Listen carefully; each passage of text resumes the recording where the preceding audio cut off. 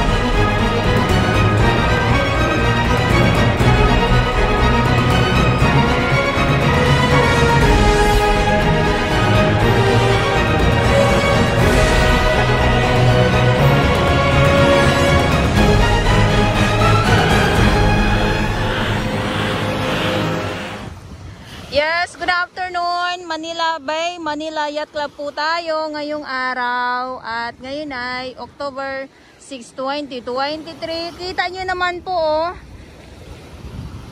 nalimas yung mga basura na nandito. Ayan, grabe naman.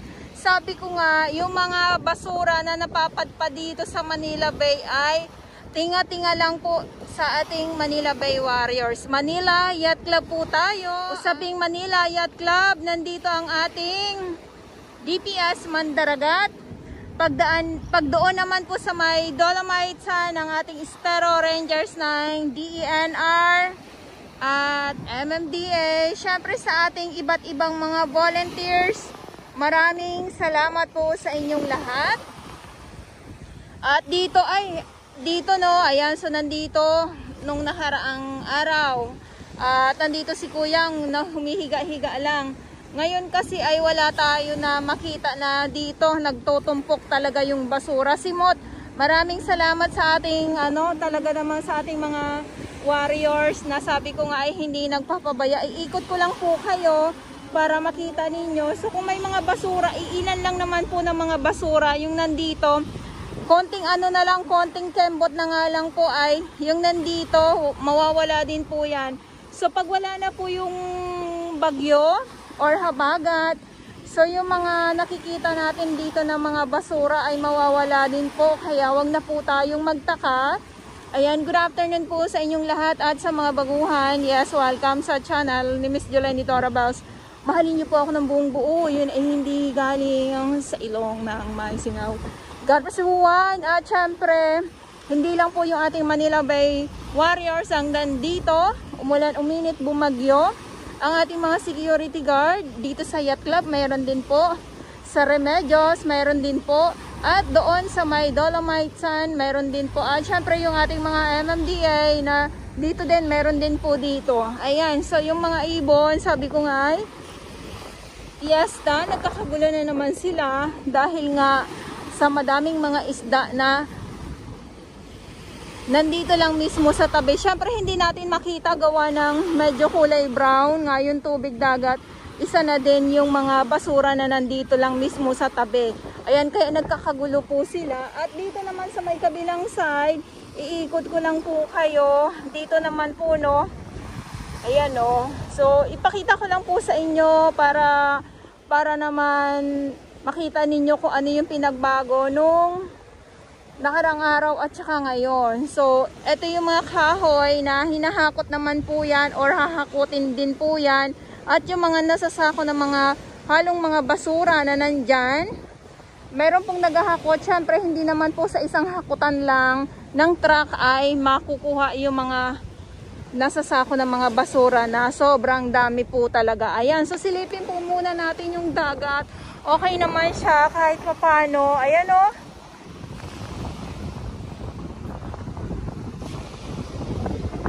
At sobrang low tide.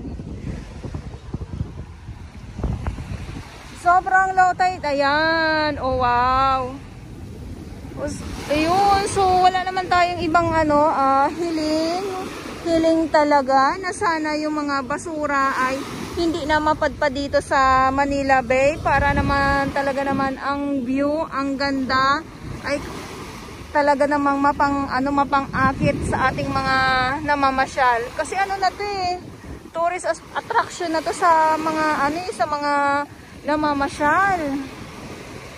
Lalong-lalo na ang Dolomite Sun na talaga naman kahit na may mga basurang napapadpad yung ating mga foreigner, talaga naman ay wala lang, upo-upo lang sila doon at ninanamnam lang nila yung hangin na nagmumula dito sa dagat. Ay, nagmumula talaga sa dagat.